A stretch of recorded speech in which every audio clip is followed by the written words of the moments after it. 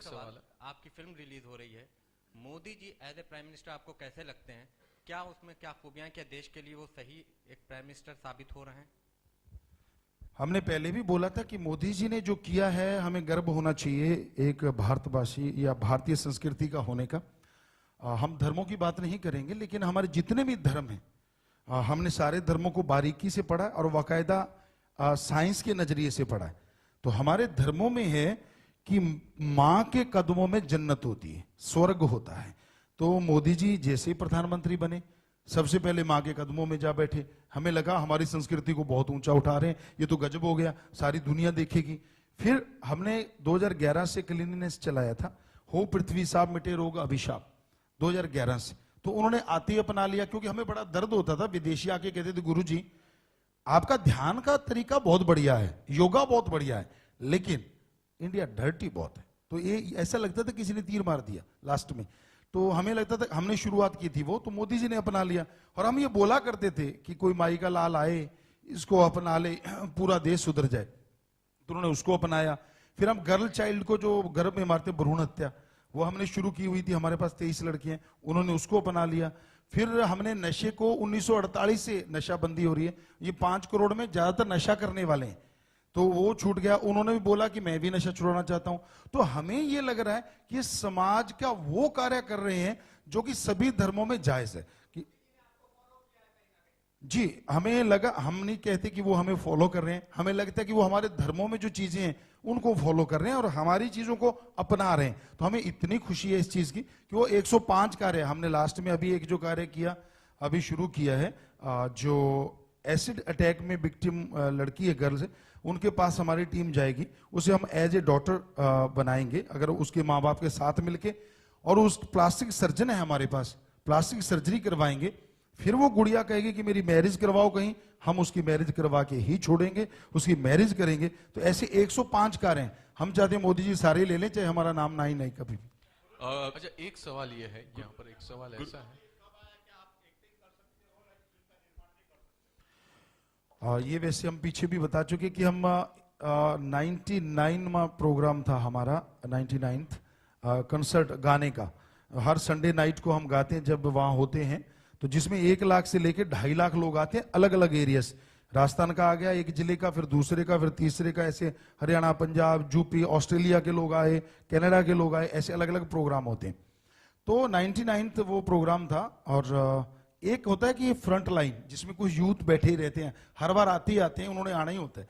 तो एक बार वो दिखे नहीं, तो नेक्स्ट इवनिंग को हम जब आए, क्योंकि रात सारी रात चलता है प्रोग्राम, 8 घंटे चलता है कम से कम, तो अगले शाम को आए तो हमने उनसे देखा, वो आंखें चुरा रहे थे। हमने कहा क्या बात है, किधर थे आप? कह लगे गुरुजी हम फिल्म देखने गए थे। तो फिर शर्माने की क्या बात है, आप शर्माते क्यों? कहते गुरुजी मम्मी पापा कहते हैं गंदी चीजें मत देखा करो। तो एकदम हम आपको 100% तो फकीर झूठ बोले तो, अगर उसने कुछ किसी कुछ लेना हो, एकदम ख्याल में आया यार ये गंदी चीज है, क्यों ना इसको इतनी अच्छी चीज बना दिया जाए कि माँ बाप कहें जा बेटा देख के आ, देख के आएगा तो कुछ अच्छा ही बन के आएगा, तो क्यों ना इसमें रियलिटी लाई जाए। तो अभी जो फिल्म हम ला रहे हैं, पहली दूसरी भी जो लगभग 70-80% तैयार है, दोनों ही रियल स्टोरी हैं।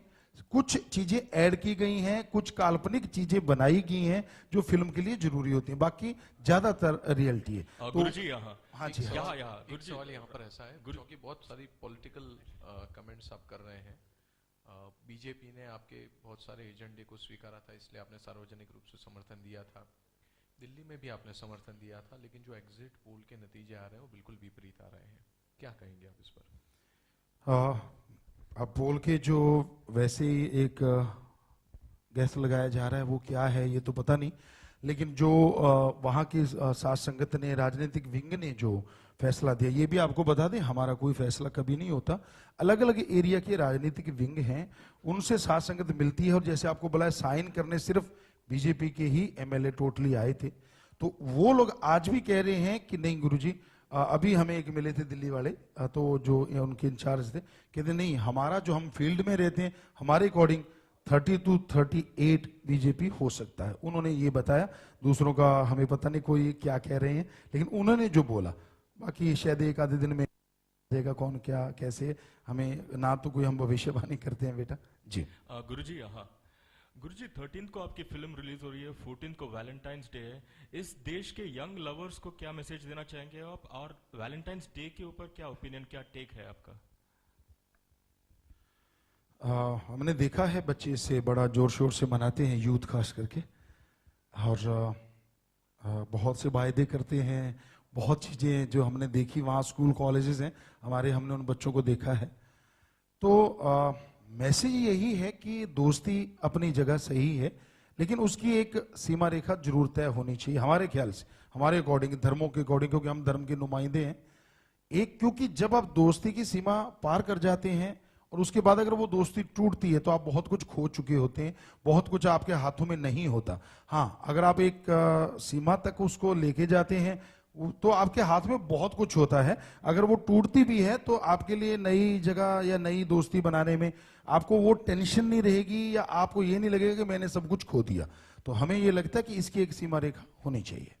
गुरुजी इधर, हाँ बेटा, हाँ बेटा। आपने अभी थोड़ी देर पहले समझाया किस तरह आप आकर्षित हुए अपनी फिल्म, फिल्म है, आप फिल्मों की तरफ आपने सोचा कि फिल्म का जरिया लिया जाए अपना मैसेज आगे बढ़ाने का।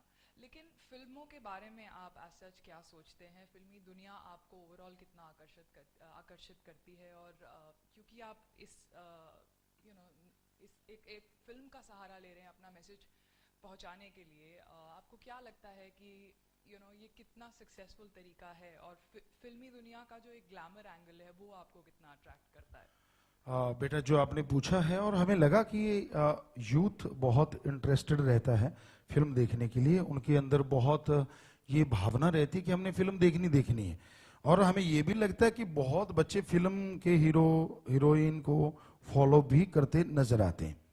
तो जैसे हमने देखा कि वो गाने के द्वारा बदल गए, और हम सत्संगों से लोगों को बदला, तो एक ये जरिया भी है। अगर इसमें स्वस्थ चीजें दिखाई जाएं तो हमें नहीं लगता कि ये यूथ उसको नहीं अपनाएगा।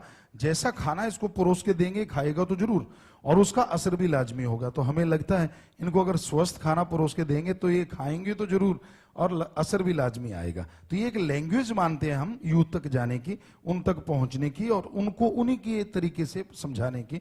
और यही हमें समझ में आया कि इसके द्वारा हमें जाना चाहिए।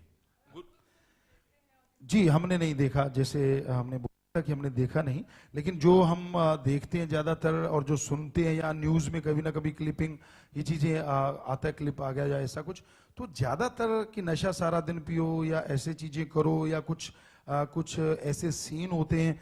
खास करके शहरों में वो कोई मायने नहीं रखते, लेकिन हमारे इंडिया गांव में बसा हुआ है, तो वहां एक बेटी और बाप कभी भी साथ टीवी नहीं देखेंगे। अगर वो उन सीनों को देख लें, जो क्लिपिंग हमने कई बार देखी है, तो बड़ा अजीब लगता है ये चीजें क्यों मतलब समाज के सामने लाई जा रही हैं। हमारा कल्चर तो वर्ल्ड का नंबर 1 कल्चर है। हमारे पास आए, आपको छोटी सी बात, लंबी कहानी नहीं भाएंगे, तो हमारे पास विदेशी लोग आए, कहते गुरुजी आपकी संस्कृति ऐसी क्या है, आपके यूथ तो हमारी अपना रहे हैं। हमने कहा एक टाइम आएगा हमारे यूथ हमारे वाली आपके सामने लेके आएंगे। कहते कैसे, आपके ऐसे क्या है?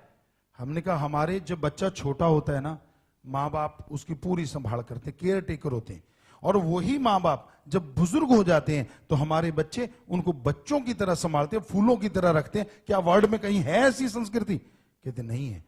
तो ये तो हमारी शुरुआत है संस्कृति की, और चीजें बताएं तो पता नहीं कितनी बड़ी बड़ी। तो वो विदेशी लोग, अमेरिका से कुछ साइंटिस्ट थे, बहुत प्रभावित होके गए, और वो जुड़ के गए वेदा से, हमारी चीजों से। तो हमें बड़ी खुशी होती है कि बच्चों को भी अगर वो बताएंगे तो इनको गर्व होगा, यार अपनी संस्कृति सबसे बड़ी है, हम वो घिसी पिटी संस्कृति को क्यों अपनाएं, अपने वाली को क्यों ना दुनिया के सामने लेके जाएं।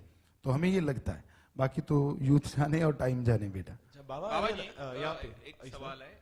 चुनाव से पहले काले धन की बहुत बार चर्चा हुई थी, और आज ही अखबारों में खबरें भी आई है कि भारत के नहीं सिर्फ मुंबई के कई सारे पॉलिटिशियंस और सीनियर अभिनेताओं के स्विस बैंक में अकाउंट है। काले पैसे के बारे में आपका क्या मत है? हम हमेशा ये कहते कि ये काला धन जो है वो कहीं भी है, अंदर या बाहर कहीं भी है, अगर उसको सही तरीके से और सही जगह लगाया जाए तो हमारे देश में कोई भूखा नहीं सोएगा, वो कोई बेघर नहीं रहेगा। और इसको जरूर लाना चाहिए, हर हालात में लाना चाहिए।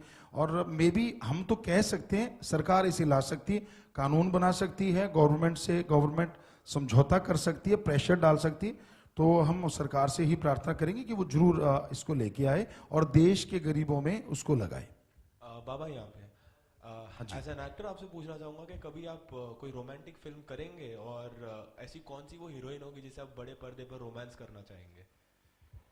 बेटा रोमांस तो हम नहीं, ऐसी चीज तो हम नहीं करेंगे। जो सच है कि ऐसा तो नहीं करेंगे। हाँ, भगवान से रोमांस कर सकते हैं किसी भी रूप में, कि उसको क्या VFX में जाके या कुछ ऐसा बना के, वो हम उससे जरूर कर सकते हैं, लेकिन ऐसा हमें नहीं लगता कि हम ऐसा कुछ करेंगे। एक तरफ से अगर देखा जाए तो आप एक सुपर हीरो से कम नहीं।